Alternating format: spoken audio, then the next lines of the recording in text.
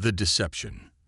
The three moons of Centaurus Prime glowed softly in the twilight sky as High Commander Vexus stood before the Galactic Confederation Council.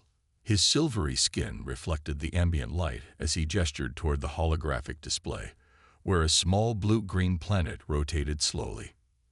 "Earth," he announced, his voice echoing through the vast chamber. "Our surveillance has been ongoing for 2 centuries, and our conclusion remains unchanged. Classification: Level 3 threat. Minimal interstellar capabilities.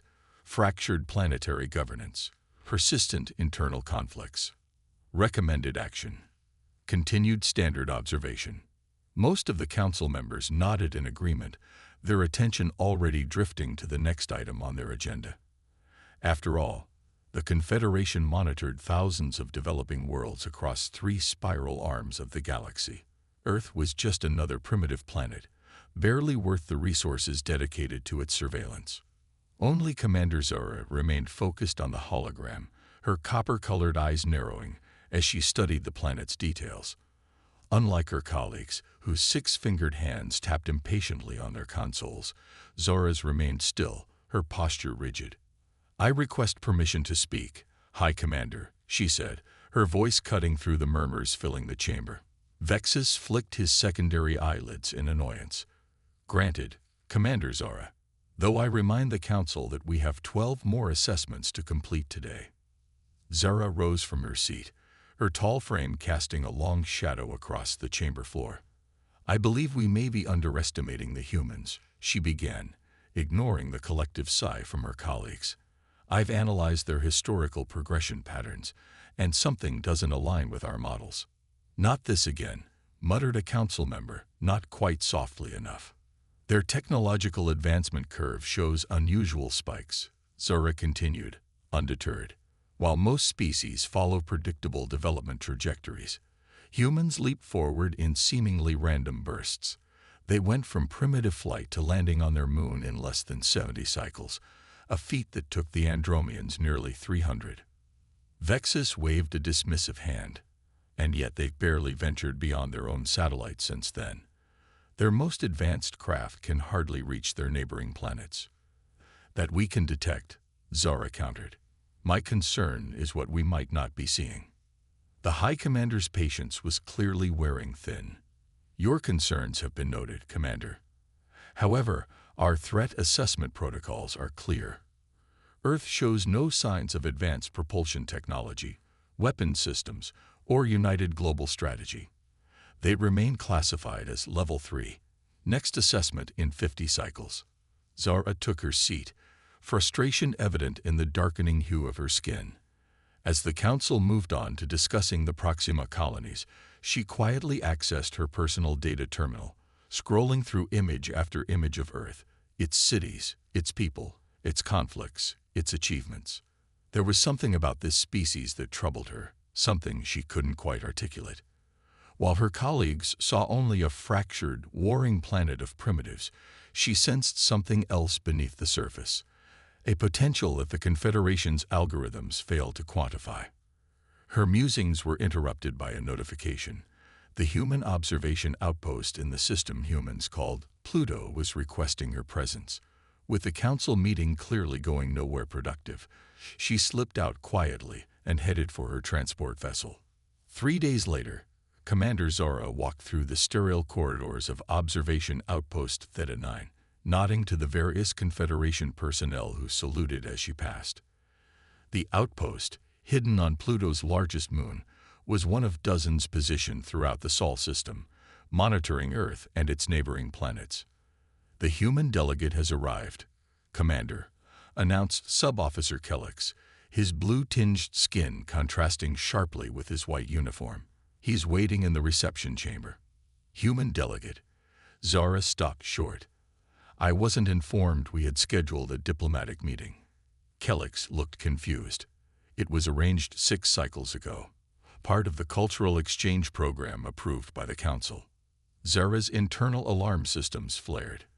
The Council had indeed approved limited cultural exchanges with selected Earth representatives, Scientists and diplomats who believed they were meeting with an advanced civilization that had recently discovered Earth. It was a controlled introduction, revealing only what the Confederation wanted humans to know. But she hadn't been notified of this particular visit.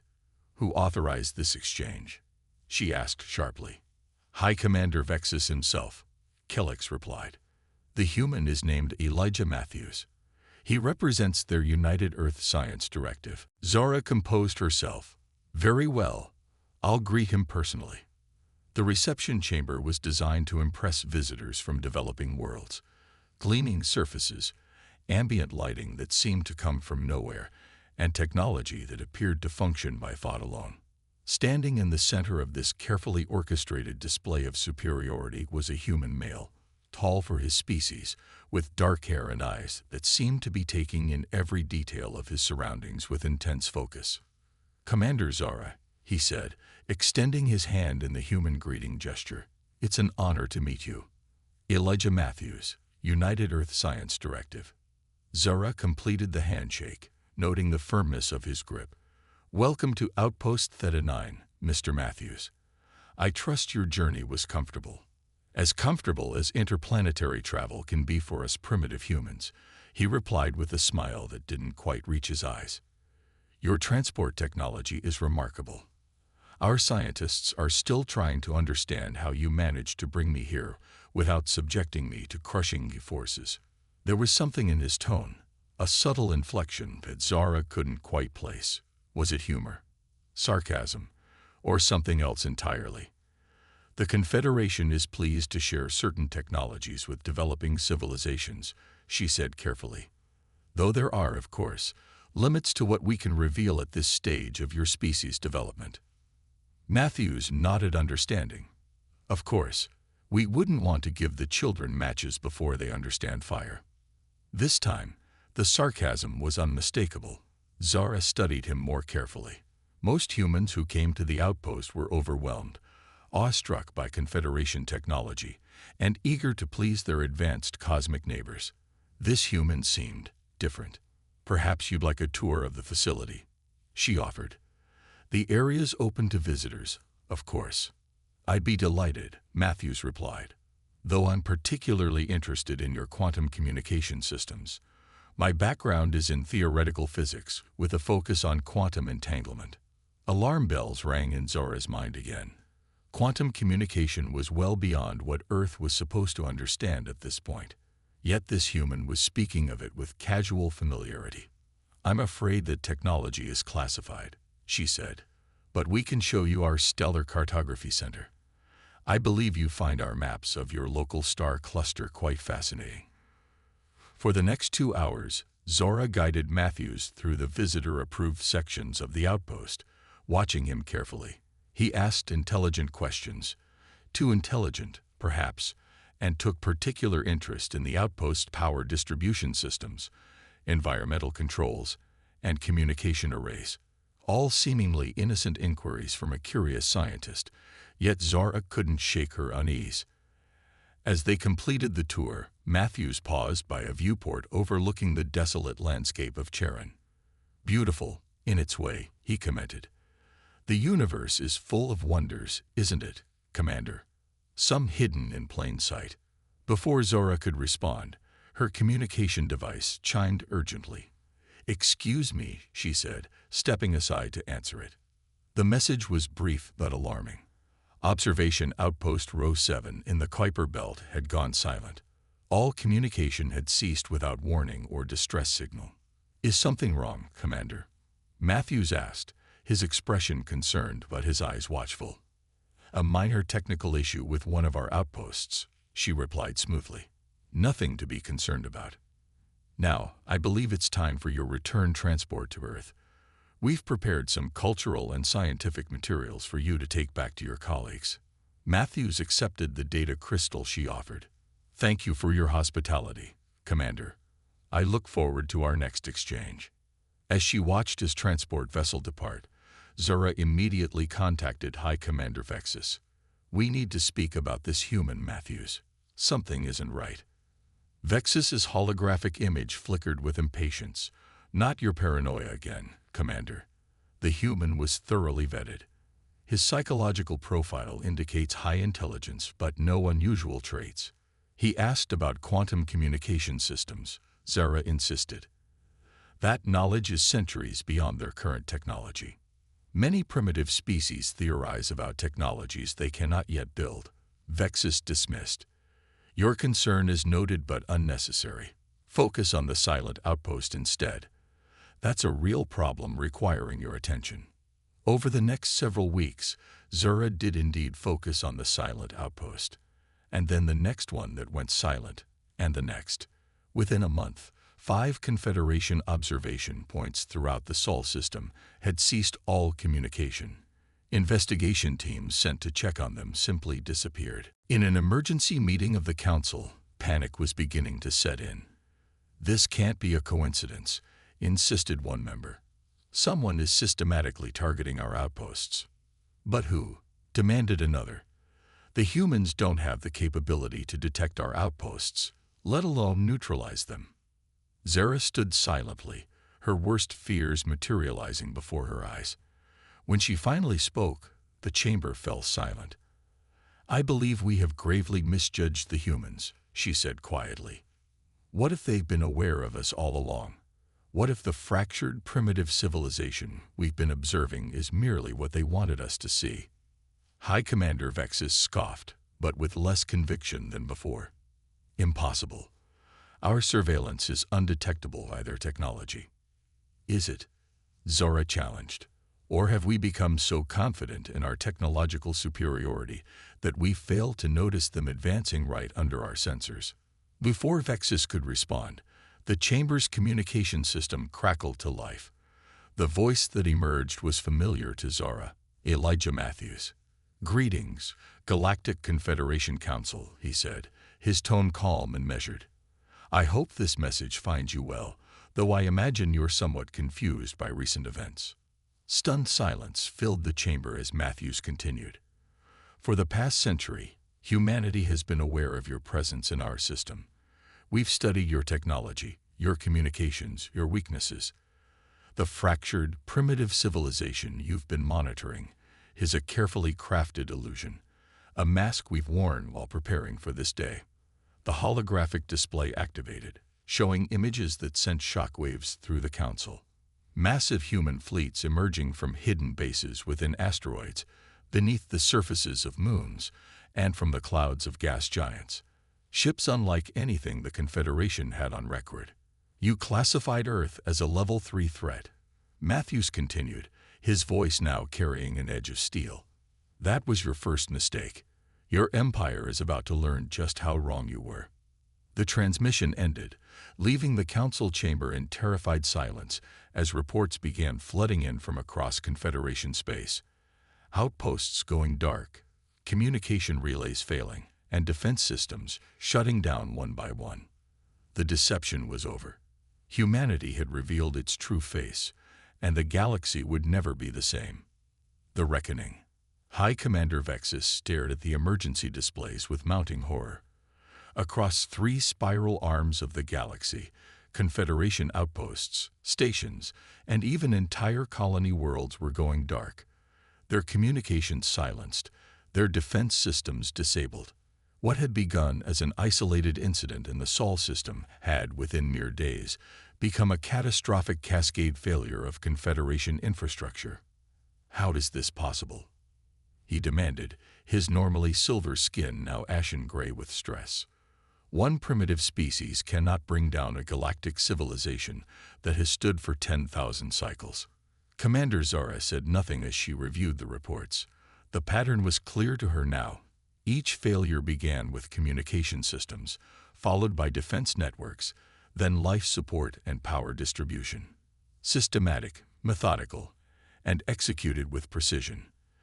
They've been planning this for generations, she finally said.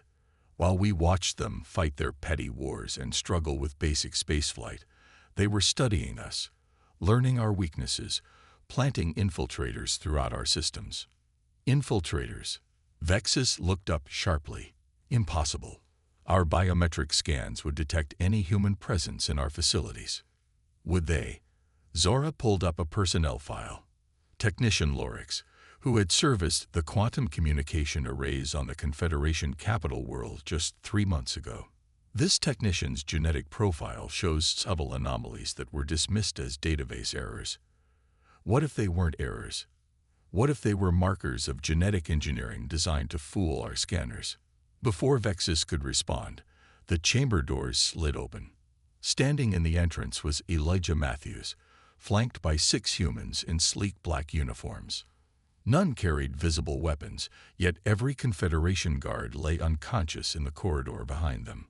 "I apologize for the dramatic entrance," Matthews said, stepping into the chamber as though he owned it. "But time is of the essence."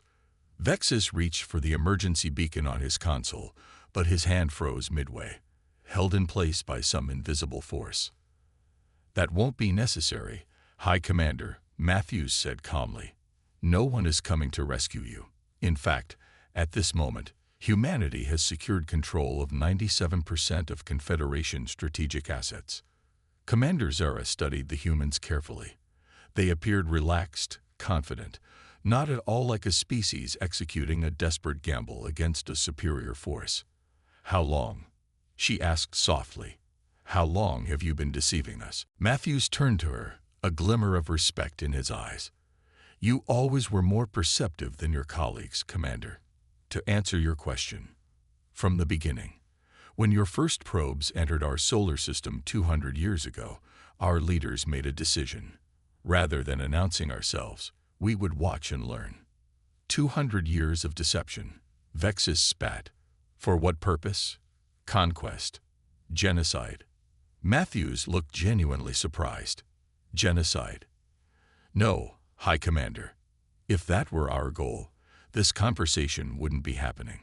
Your species would simply cease to exist." He gestured toward the viewports, where dozens of sleek black ships could now be seen moving into position around the Confederation capital. "Then what do you want?" Zara asked. "Partnership," Matthews replied simply. "But on equal terms, not as the primitive children you believed us to be." He activated a holographic display of his own, showing Earth, but not the Earth the Confederation had been monitoring. This Earth was unified, advanced, with massive orbital structures and bustling lunar colonies that had somehow remained hidden from Confederation surveillance. "While you watched our public space programs struggle with primitive rockets, our real advancements were happening in secret," Matthews explained.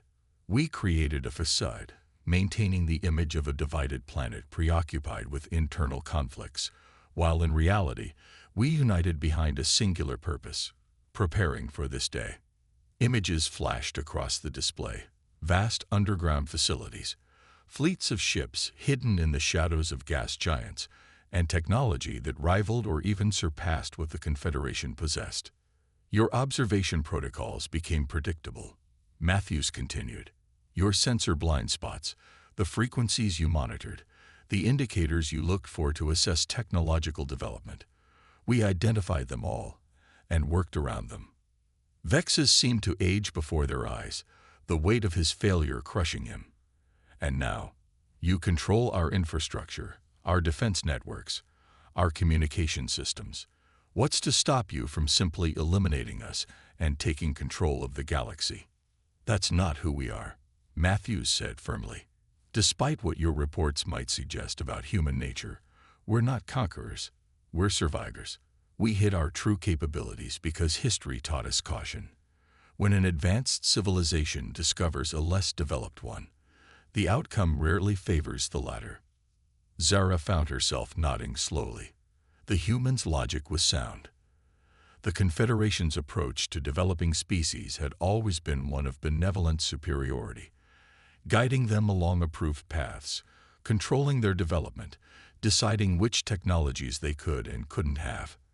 Any civilization that resisted this guidance was quietly but firmly brought to heel.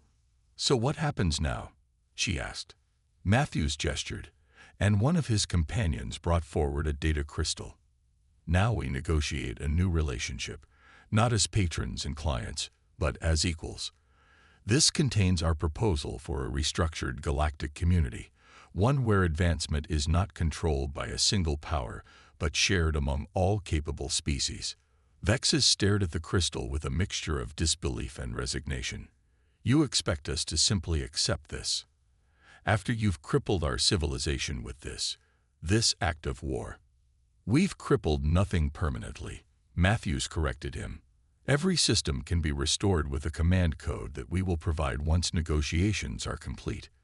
We disabled rather than destroyed, precisely because we seek partnership, not conquest. He turned to address the entire council.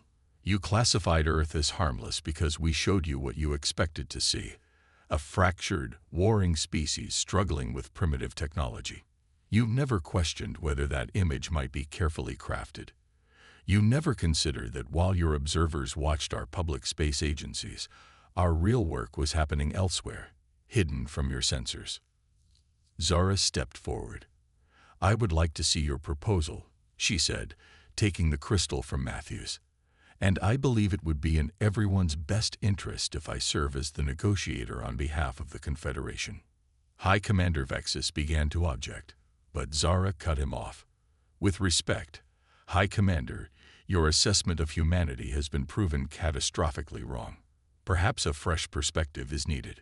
For several tense moments, Vexus seemed ready to refuse. Then his shoulders slumped. Proceed, Commander Zara. But know that the future of our civilization rests on your judgment. Over the next several days, as Confederation worlds remained in partial darkness, life support and essential services functioning, but military and communication systems offline, Zara and Matthews engaged in intense negotiations. What emerged was a framework for a new galactic order, one built on mutual respect rather than patronizing oversight. Your proposal is ambitious, Zara acknowledged as they finalized the terms. Many in the Confederation will resist the loss of authority it represents. Change is always difficult, Matthews agreed, but necessary. The old model was unsustainable. It bred resentment among developing species and stagnation within the Confederation itself. When was the last time your civilization made a truly groundbreaking technological advancement? Zara considered this. It was true that Confederation technology had plateaued centuries ago. The focus had shifted from innovation to control, maintaining their advantage rather than pushing boundaries. There's something I still don't understand, she said. If you had this capability all along, why reveal yourselves now? Why not continue developing in secret until your advantage was even greater? Matthews smiled, a genuine smile this time. Because isolation leads to stagnation. Humanity has reached the limits of what we can achieve alone. We need the knowledge and perspectives of other species to truly advance. And the galaxy needs what humanity can offer: our creativity, our adaptability, our unique approach to problem solving. He leaned forward, his expression earnest. We didn't do this to conquer the Confederation, Commander Zara. We did it to join it, but on our terms, not as subordinates to be controlled and directed. When the negotiations concluded, the council chamber was filled once again, not just with Confederation members, but with human representatives as well. High Commander Vexus, looking older than Zara had ever seen him, stood to address the assembled delegates. Today marks a turning point in galactic history, he began, his voice steady despite the circumstances. The Galactic Confederation, as we have known it for 10,000 cycles, is no more. In its place, we establish the Galactic Alliance, a community of equals, where advancement and knowledge are shared rather than controlled. As the restoration codes were transmitted and Confederation systems across the galaxy began coming back online, Zara found herself standing beside Matthews, watching the proceedings. Was it worth it? She asked quietly. The centuries of deception, the careful planning, the risk of provoking a galactic war if your takeover had been resisted.